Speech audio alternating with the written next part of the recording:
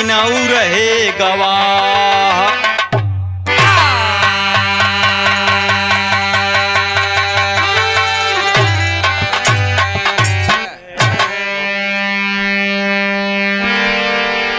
सभी श्रोताओं के बीच में एक हास रस का बिरहा प्रस्तुत है। गाने का शीर्षक होगा कोहरत तोहरा अमवा लीची। एकदम आप लोटपोट मस्त हो जाएंगे और एक नसीहत भी आपको मिलेगी। बड़ी बढ़िया कहानी प्रस्तुत बा।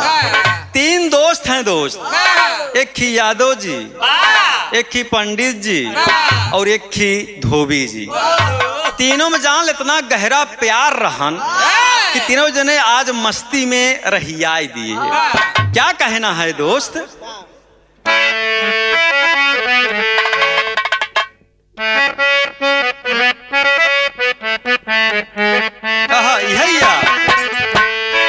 कि पायल की झनकार रसते रसते ढूंढूं तेरा प्यार रसते रसते। पायल की झनकार रसते रसते ढूंढूं तेरा प्यार रसते रसते। पायल की झनकार रसते रसते ढूंढूं तेरा प्यार रसते रसते। लेकिन ये तीनों दोस्त आज ही भाव में रहियाई दिए।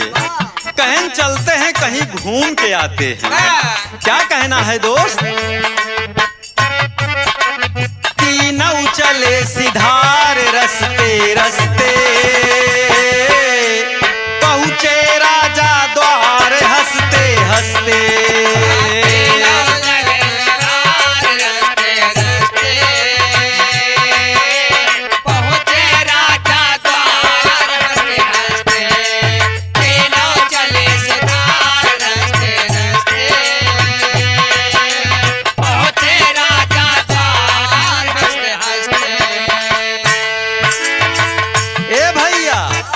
तीनों साथी आगे अहिरा बा, बिचवा में धोबी है, एकदम पीछे महाराज जी लगा हैं। पोथी ओथी दबाए चल रहे हैं बाबूजी। सामने एक राजा का बगीचा पड़ा। अब बगीचा में बोर्ड लगा है, फल मत तोड़ो, गिरा हुआ फल ले सकते हो। तो पंडित जी कहाँ देखबे, हेमा मुखिया हम ही नहीं। अदुनहु जने सारे हाल अंठाई एकदम बगीचा में चला तहा बोर्ड लगा है, ध्यान दे। अगर केहू जने तनिका उल्टा पुल्टा करे तो जान ल हमसे बुरा क्यों ना होई। ए भैया यही मस्ती में क्या कहना है? फल मत तोड़ो, फल मत तोड़ो, लगा बोर्ड एक भारी है।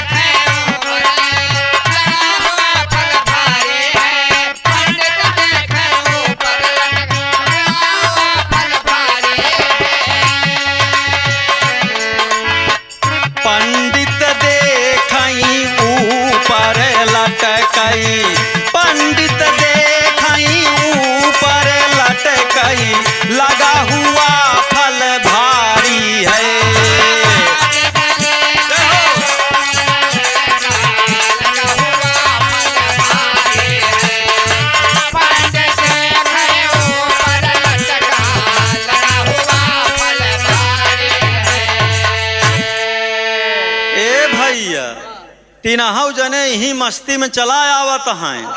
एकदम बगीचा में पहुंच गए। राजा कुल बोर्ड लगवाई दे यहाँ कि ए भैया हरे आइए वन में घूमो, कोनो दिक्कत ना आइबे, गिरा हुआ फल ले भी सकते हो, लेकिन अगर एक फल तोड़ा तो जान ला ठीक। अब महाराज जी है समझावत हैं कि देख बे तो यही रहे, बड़ा उल्टा पुल्टा होते, आ देख बे धोबी तई धोए वाला काम करत थे, तहु बड़ा उल्टे पुल्टा रहा थे। देख बोर्ड लगा बा, हम पढ़ा लिखा महाराज बनाइए ही, एकदम सिस्टम से चल बगीचा में, अगर सारे हरे केहू जने गलती करे तो हमसे बुरा क्यों न होई। अब आगे एकदम यादव जी अहिरा देखत बा कि दाएं बाएं हाँ यार लगत बा बढ़िया बढ़िया फल, ए भैया निकल जात बा, ये दौना लखई फिर पीछे देखे कि धोबिया कहा खड़त बा, और धोबिया अपने मस्त बा, पीछे पंडित जी पोथी ले राम राम सीता राम राम राम सीता राम, यही भजने मस्त हैं। तो हीरा के खी लीची देखा, क्या कहना है बाबूजी तेरी के भाव में।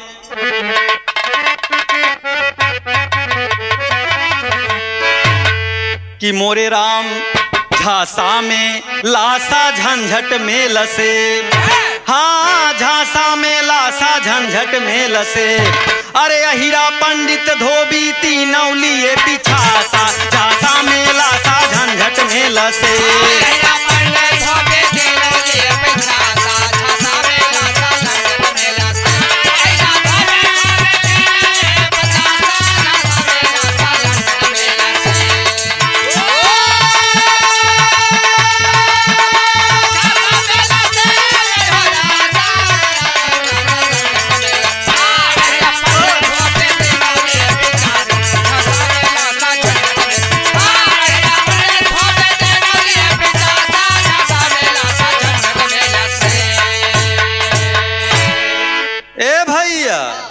पंडित महाराज एकदम भजन में मस्त हैं, धोबी बीचों बीच, यादव जी आगे। अब यादव को मन लहकत बदाएं बाएं कि फल तो लगा बा तमाम बढ़िया बढ़िया, एक आठ लहा लेखा जान बही धोबी जी, अब का जान बही पंडित जी। पंडित अपने भजन में मस्त हैं, खतरा बा ये धोबियवा से, हे भैया यादव लखत है दाएं बाएं, इतने में धोबिया महाराज का खोद दे कि महाराज कहन का भवे, कहन देख एकदम भजन चलत रही सारे हमार, मारा वो भी धोबी के जात हमका खराब कई दे है, जगाई दे है, हाँ राम से मिले वाला रहे जान ले, एकदम मिसकाल पहुंच गए रहे मार के, सारे मार ध्यान भटकाई दे है, का बताई तो का। कहन का बे धोबी, कहन यादव का मन बस में ना आइबे, ये दाएं बाएं लखत हैं कैसे। बाबूजी पंडित जी लगन समझावे, सुन बे सबका रास्तम समझाए यही, सारे हरे केहू जने गलती जिन करा, बगीचा देखा घूमा टहरा, गिरा हुआ फल लई ले, लेकिन केहू जने फल हे भैया। पंडित जी क्या कहते उड़ान के भाव में,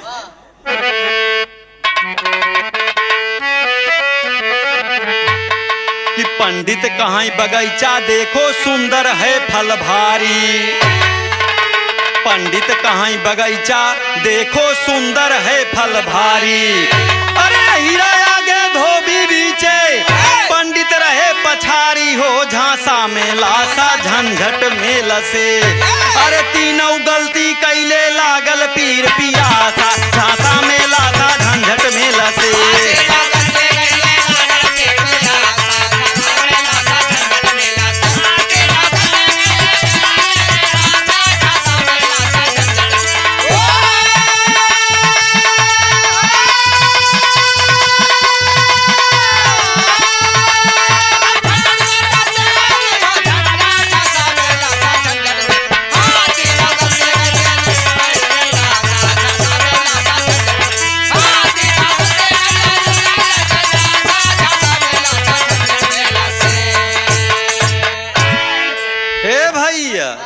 महाराज खूब समझाए बुझाए के फिर अपने ध्यान में मग्न हो गए और हियाय देन के चलते रहो चलते रहो। ई बगीचा देखा, ई देखा कितना बढ़िया बढ़िया फूल लगा बा, कितना अच्छा अच्छा मनई आवत जाता है, लेकिन ध्यान दे केहू जने गलती ना करे। हे भैया, हाँ छेड़ो ओड़ो मत, देख लो और देख के निकल दो। हे भैया, यादों के रही रही मन में कुछ दूर और डाक गए। यादों देखा तहाँ एक बढ़िया लीची का पौधा एकदम बाबूजी तैयार बा, एकदम पकी पकी लीची लगी बा। ये दौना रह रही का माल तो बड़ा बढ़िया फल लटकत बा, लेकिन साला समस्या है कि पंडित जी मना करे यहाँ। ते देवना कहे लीची नान के हो भाई करत है, आराम से तोड़ी जेब में डाल ले क्यों जानोन। पंडित जी भजन मस्त है, धोबिया पीछे न बा। हे भैया का कहना है, तर्ज है बा।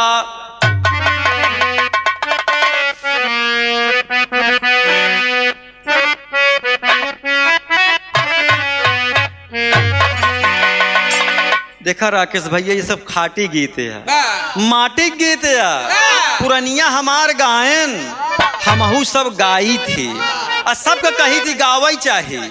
इ नईकी छुछुई पटाखा में कौनो दम नाई भाई। देखा माटी की कितना प्यारा गीत है। माँ बहन बेटिया कोई भी सुने, ऐसी कोई बात ही आपको नहीं मिलेगी जिससे आपको शर्मिंदगी महसूस हो। बाबूजी क्या कहना है,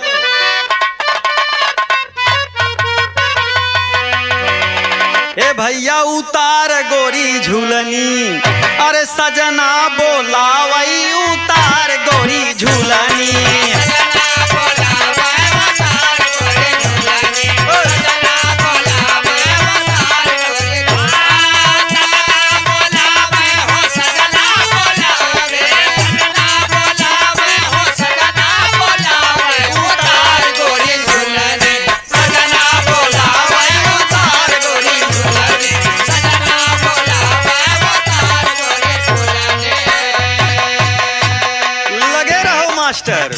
हे भैया, यादव जी एकदम फुल मस्ती में लीची देखा तहाँ एकदम पकी लटकत बा। यादव कहन का जान पाई धोबियवा, का जान पाई पंडित जी, आगे ही आराम से लहाई ले। हो जी का कहना है, देखाने ये गोलीची, देखाने ये गोलीची, यादव लिए खींची, देखाने ये गोलीची।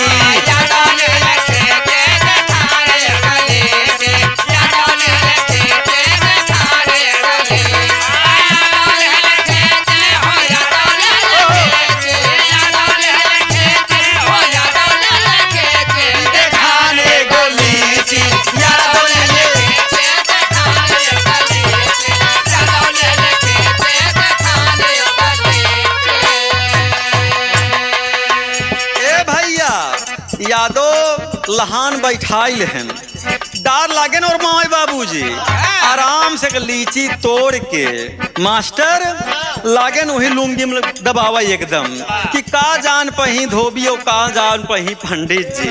क्या कहना है दोस्त अंतरे के भाव में, धीरे से तोड़े यादव जेबवा में डाई, धीरे से तोड़े यादव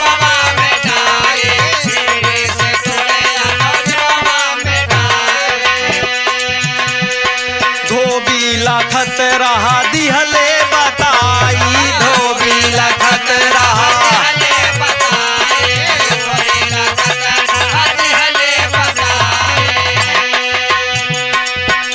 अरे पंडित कहई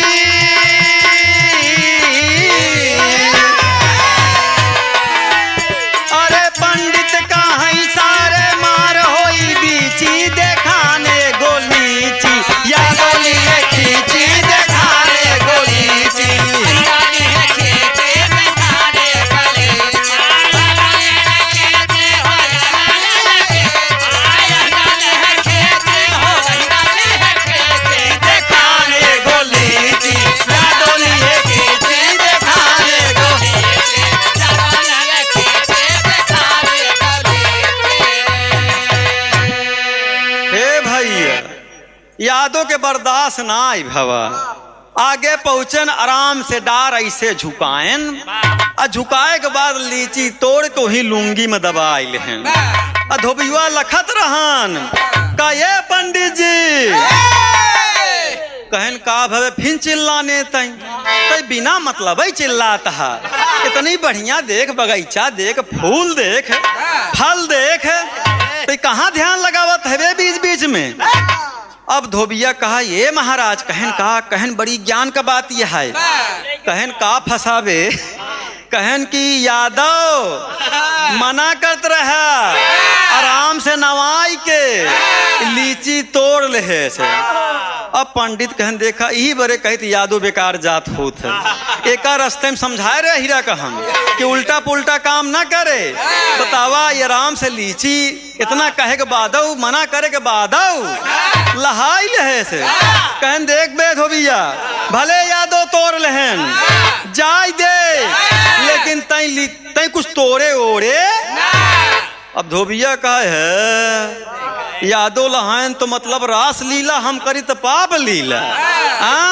धोबिया के मन में आए अगर यादव ले यहाँ तो हमहू कुछ तोड़ब जरूर। हाँ हमहू ले ए भैया आगे और निकल ही गए। एक चौसा दशहरी पक्का आम एकदम लटकत बा। धोबिया कहा बात मोटवा है लेकिन कौनो काम कई जाब कौनो दिक्कत ए भैया वही कहना है तर्ज मास्टर साहब।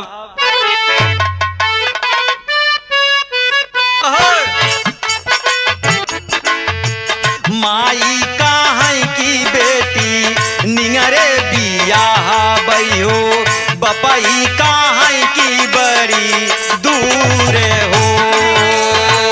माई कहाँ की बेटी निंगरे बियाह बइयो बपई कहाँ की बड़ी दूर हो।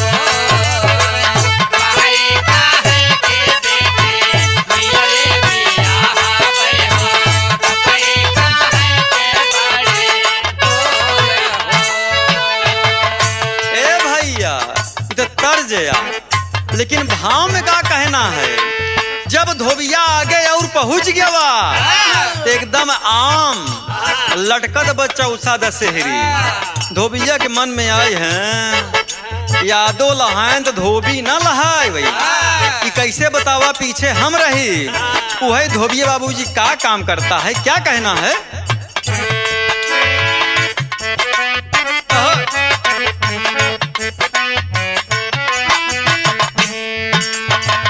अमवा का चिकन पाती चौसा दशहरी थाती।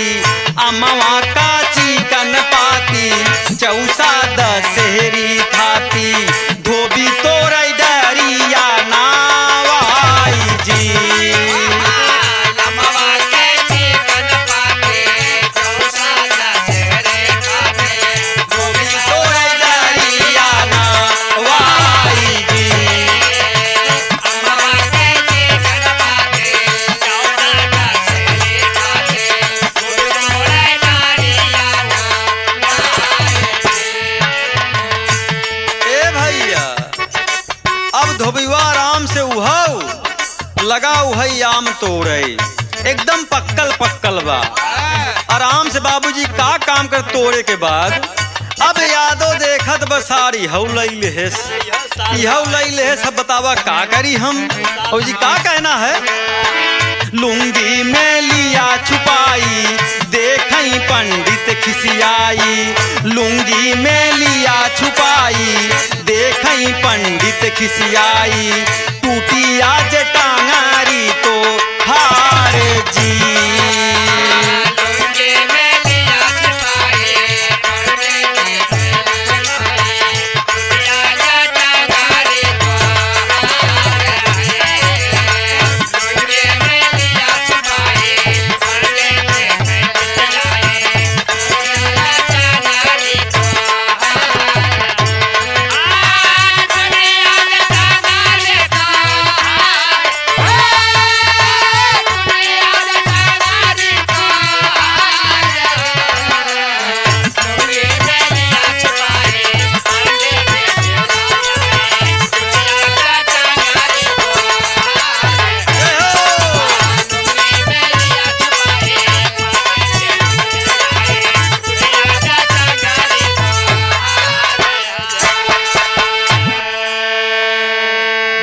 ए भैया धोबियों के बर्दाश्त ना भा, आराम से आम तोड़ के उहो लुंगी में आराम से छुपाई ले से।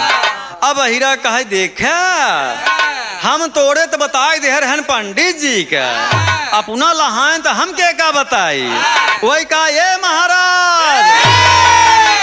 महाराज कहन सारे तुहन पगल यहाँ खावे, बार बार ध्यान हमार खराब कई देता है।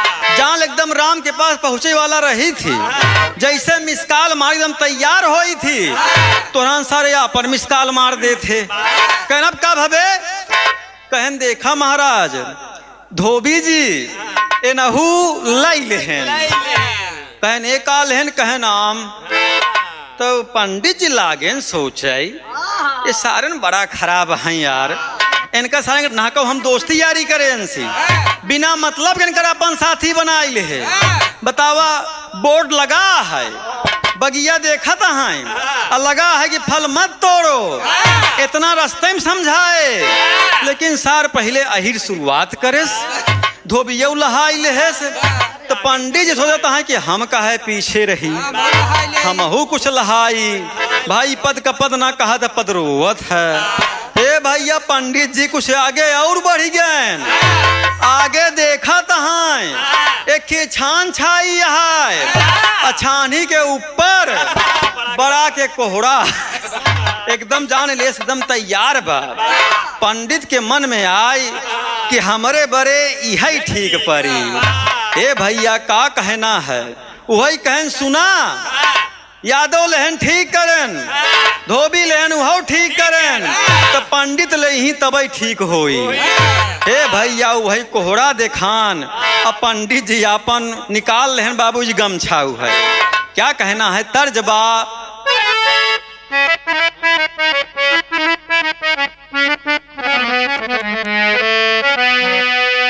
कि पिया हमके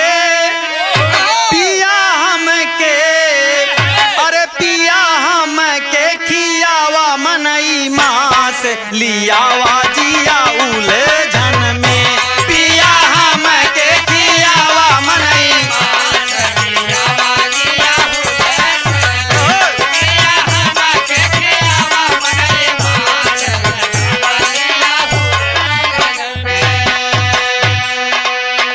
ए भैया। लेकिन इसी भाव में ए महाराज जी गमछा बिछाई देहन, कोहरा तोड़ लेहन, कन ए यदवना बे, ए धोबिया बे तनी एका बनवाई दे। क्या कहना है दोस्त, पंडित गाँव में छा में, पंडित गाँव में छा में, पंडित गाँव में छा में कोहरा गठियाई, चले हैं तीनों मस्ती में।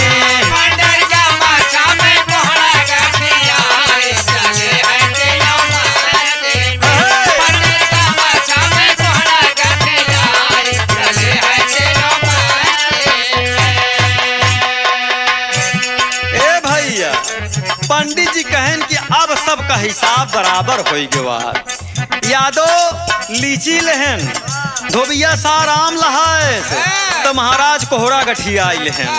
कहन अब कौनो दिक्कत नाई भैया, आगे चला जाता है, राजा की तरफ एकदम चला जाता है, और दरबारी वहीं पहरा देता है। क्या कहना है दोस्त,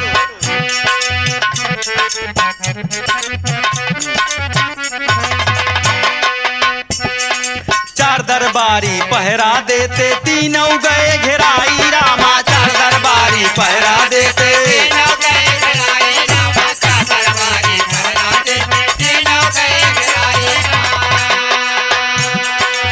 ए भैया जब चारों दरबारी घेर लहन, कहन दिखाओ तुम सब क्या लिए हो। तो पंडित कहा यही सार अगर ना तोड़े होते तो का करे धोबीवा तोड़त, का करे हम ही तोड़ी थे।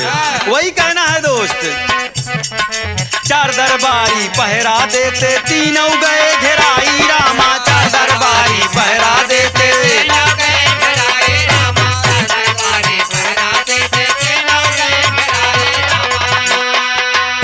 पंडित कहाँ यहीरा, पंडित कहाँ यहीरा, पंडित कहाँ यहीरा, दी हालत फसाई, चले हैं तीनों माँ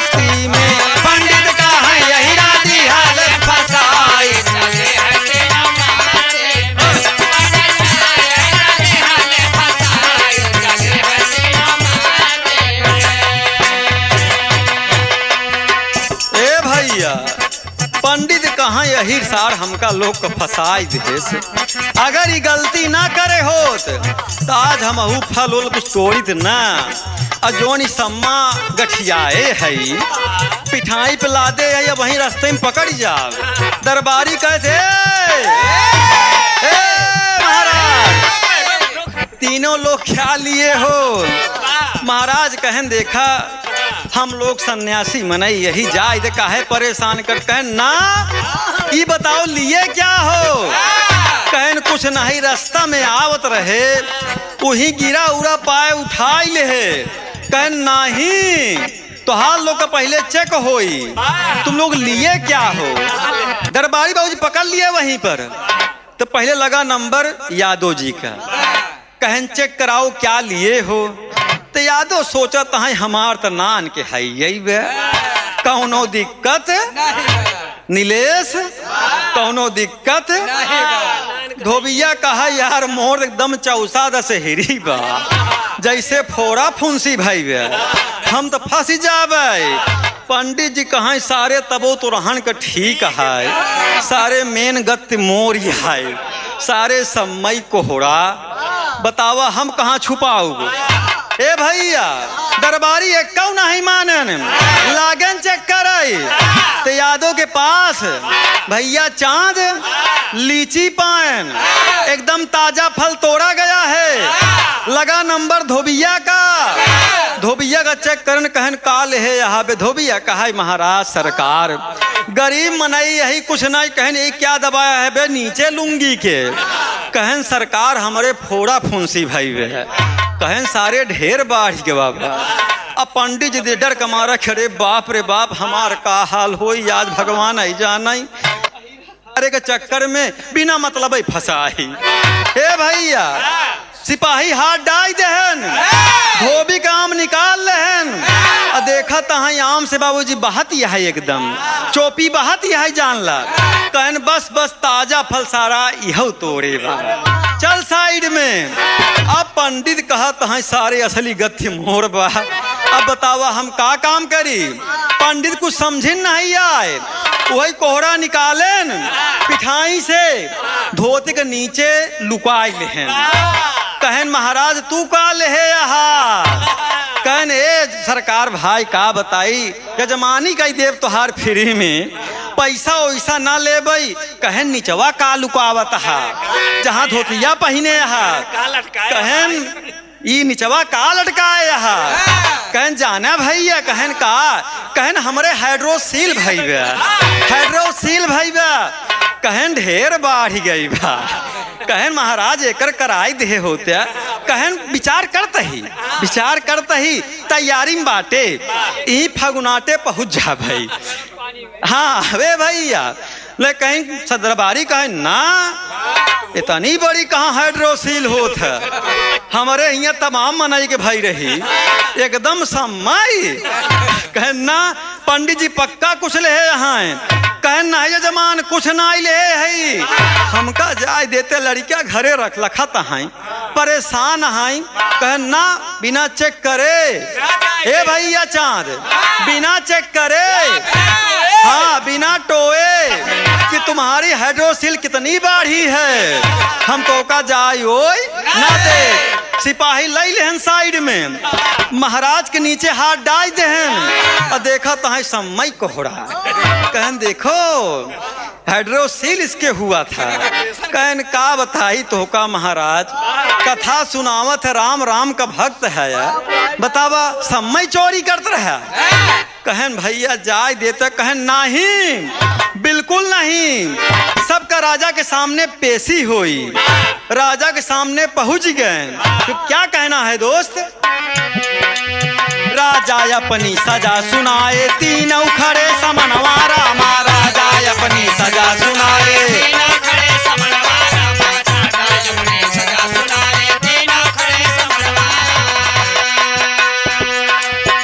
राजा बोले फलवा राजा बोले फलवा राजा बोले फलवा पीछे दो घुसाई चले हैं तीनों मस्ती में। राजा बोले फलवा पीछे दो घुसाई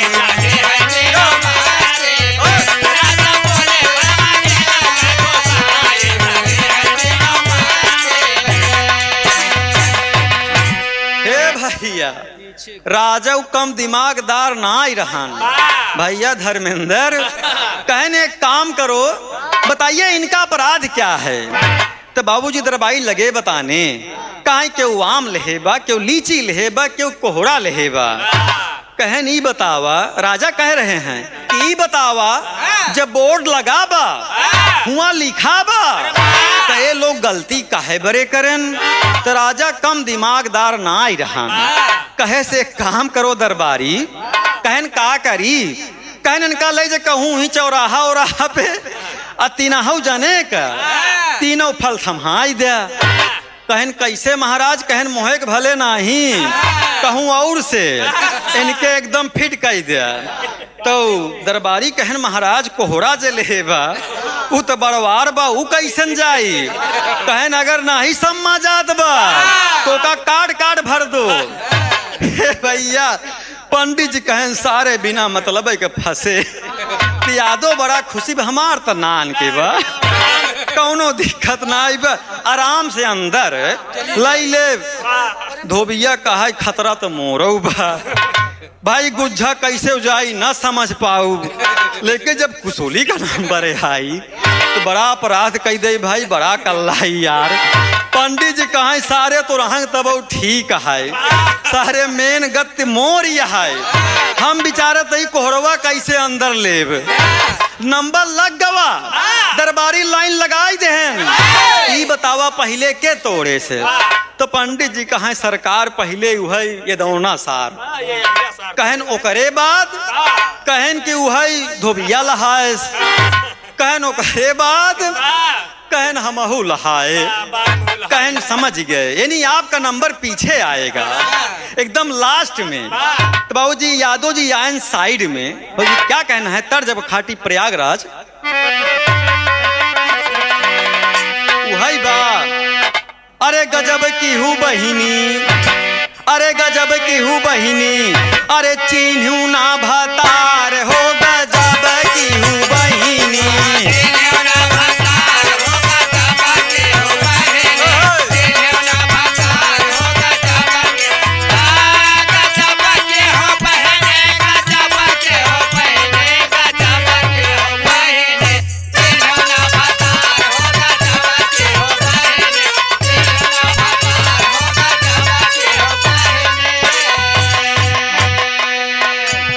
मुन्ना मुस्किया जीन बाबू राम आधार ऐसे लहाई दें, बिना करताले के मार दें। अब भाई मौके पर महू ऐसे का करी लहावत ही। सुना ए भैया, तिनहाऊ के लाइन में खड़े कर लिए दरबारी। कहीं चल बे यादव, पहले तुम्हारा नंबर है, लीची तोड़बा। इतना मना किया गवा, बगीचा में बोर्ड लगाबा, लेकिन तुहार ध्यान लीची में लगा रहा। हे भैया वही का कहना है कि घुसावई लागे पिछवा, अरे घुसावई लागे पिछवा, तीनों चिल्लाई हो घुसावई लागे पिछवा।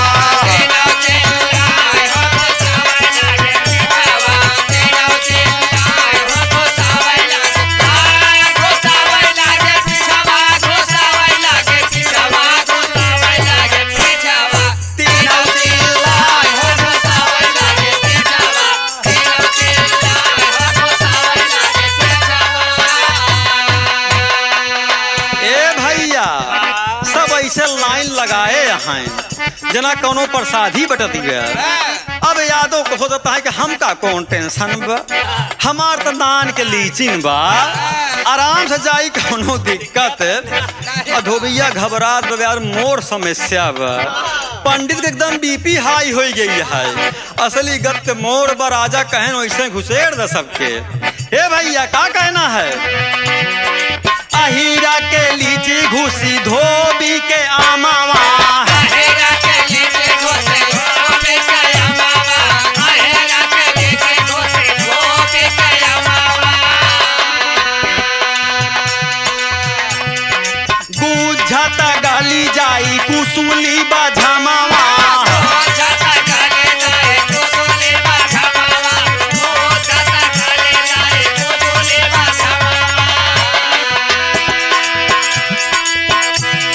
धोबिया हसई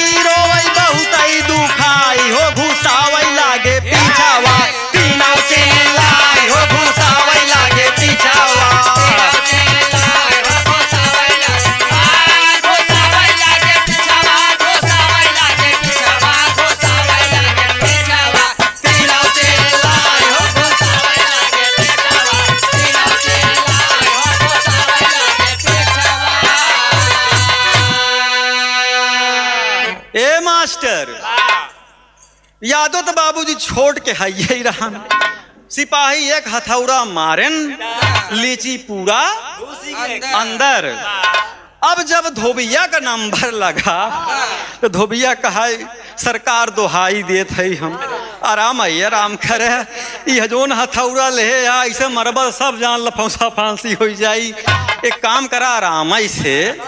तो कहाँ चल सर साइड में। धोबिया बाबूजी मारन, एक हथौड़ा मारन आधा याम अंदर।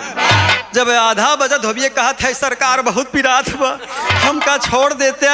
तो धोबिया हंसता बा रोता बा। सिपाही कहन बड़ा बदतमीज है साला, बताओ हंस भी रहा है रो भी रहा है। धोबिया कहा सरकार रोवत यहाँ बड़े ही बहुत पिरात बा, हंसत यहाँ बड़े ही कि अमवा गा इतना तो मोर ई हाल बा, जब पंडित जी कोहरवा ले ही तो का होई, हमार सबके तो कैसो माल ले ले भाई। असली गत हेमा पंडित जी के फंसी है। कहन सरकार ही बड़े हंसत ही और कौनो बात नहीं न। हे भैया कहन सरकार अब छोड़ देता, कहन नहीं पूरा अंदर लो, तनिको बाहर न रही। एक हथौड़ा और मारन पूरा अंदर, कुसली कुसली सब फिट हो गए। धोबिया कहा बड़ा पिरात बखा बताई। अब पंडित जी कहन कसबे कहन के कहा भवा कैसे समझ में आई। कहन महाराज अब ही नंबर लागत बा, यादव जी निपट लेहन, धोबी निपट लेहन, अब तोहरे नंबर बा। पंडित जी कहन यादव जी बतावा जब तोहरे गावत का समझे। कहन महाराज कौनो दिक्कत नाई, आराम से ओखा लई ले। जब धोबिया कहन तोड़ बे, कहन जिन पूछा महाराज हमार तो बड़ी गति भाई। कहन का भा। कहन जब गुज्झागा तो मुलायम रहन कौनो दिक्कत नाई भा, लेकिन जब कुसूली गई तो हम लागे सोचे रमोग मर्जी अब ती बड़ी कल्लाई। हे भाई तब सारन रहम नाई करें जान ल महाराज, सारन ठोक ठाक के फिट कई देहन। अब पंडित के और बीपी बढ़ गई कि हमार समय बा, अब कैसे जाई भगवान ही जाने। हे भैया कभी ने आल्हा का भाव दिया, अरे पंडित के पीछा वाघू सेरेला कोहरावा भैया।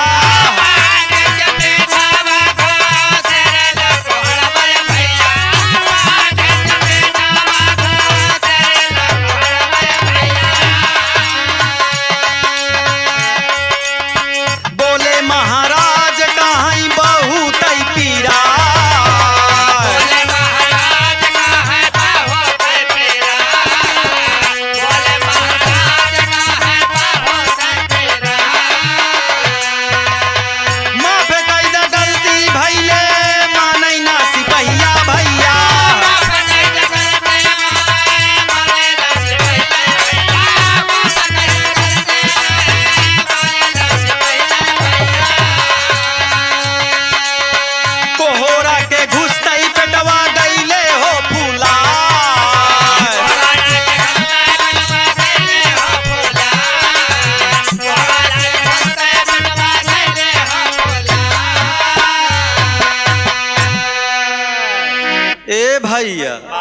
सिपाही लई लहन साइड में।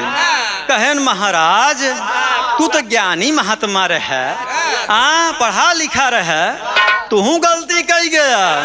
कहन हम का बताई, हम पद के पद में आई रहे, नहीं हमसी गलती ना होते। कहन समझ समय जाई, अब एका समझा कैसे घुसेरी हम।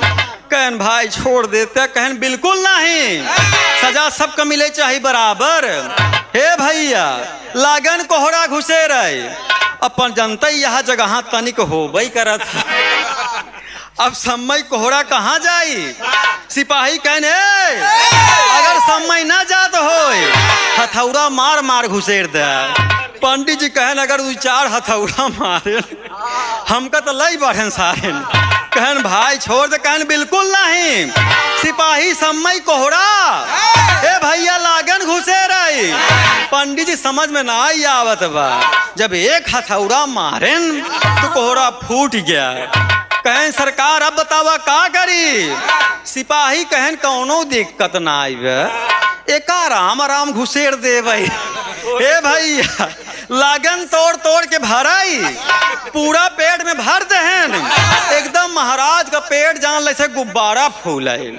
अरे रमोख मर्जी, अरे भैया बचावा हम मर जावे, ये सारे बड़ा उल्टा पुल्टा कई गा हैं।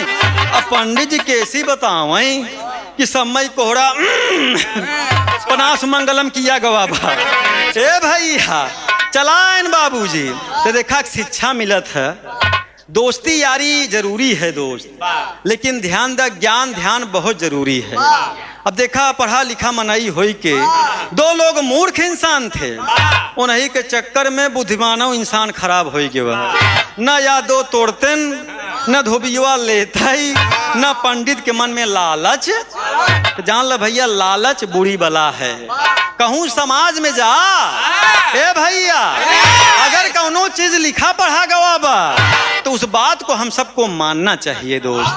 तो ज्ञान का बात रही, बढ़िया बात रही। पंडित जी के पेट फूल ही आए, अब जाए के अस्पताल भर्ती हो गए। अब बतावा हिंगे तो मान लो सब जनता यहाँ तीनों जने कि हम का ले ही, अब हुआ का बता ही ढेर खाए रहे कि ढेर ढेकाल ले रहे जो इतना फूल ही आई गया।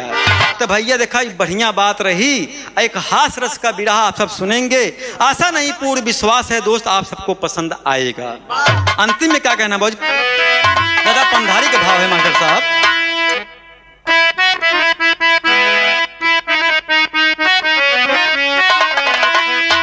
ए भैया देखा ये पंधारी के भाव में कहना है, समाज को एक नसीहत मिल रही है कि पढ़ा लिखा है तो ध्यान दे, अगर गवारन के बीच में है तो ऐसे गलती जिनकर नीलेश नहीं कहूँ लीची थामे के पड़ी।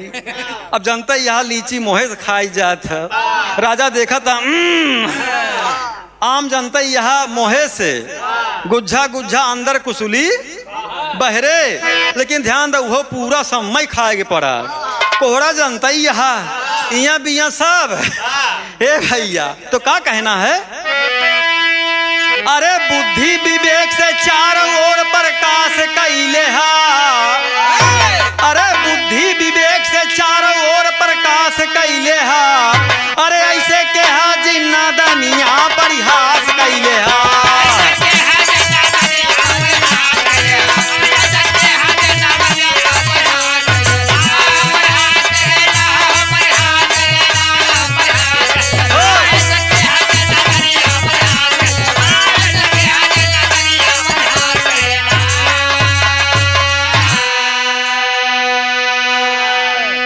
सच्चाई पे कायम रहना, हट नहीं करना, वरना एक दिन जीवन में सदा डरना।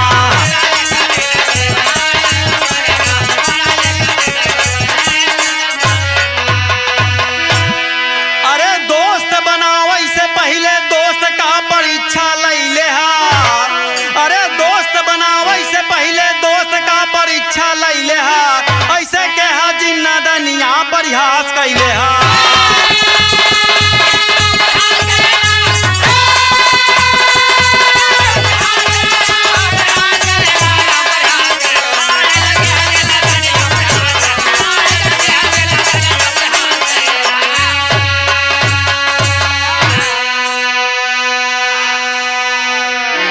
भैया देखा एक बढ़िया बात ज्ञान का बात, दोस्त पहले बनावे से पहले तनी ओका आजमाई ले है कि समाज में बैठे लाए बाकी। हमरे गुरु जी कहत रहन कहूँ कि बोलई बैठे जागई सोवई सबके सहूर चाहिए। ढेर लोग कभी बताई कहूँ समाज में बैठे नहीं होते कि कैसे हुआ बैठे चाहिए। नीलेश हाँ ज्ञान का बात ही है, ध्यान दे और जान ल समाज में कहाँ कैसे गावे चाहे और कब ना गावे चाहे, ये सब सहूर बहुत जरूरी है। और गंवार के बीच में रह तो कभू देखा जोन ऊ करी ओका समझाया, अगर ऊ ना मानता है तो जैसे करी वैसे भरी तोसी, मतलब हाँ तुहू जी ललचाया कि लगा कोहरा तोड़े वही। ध्यान दे बाबूजी बढ़िया बात रहा, एकदम हास रस का लोट पोट भी रहा।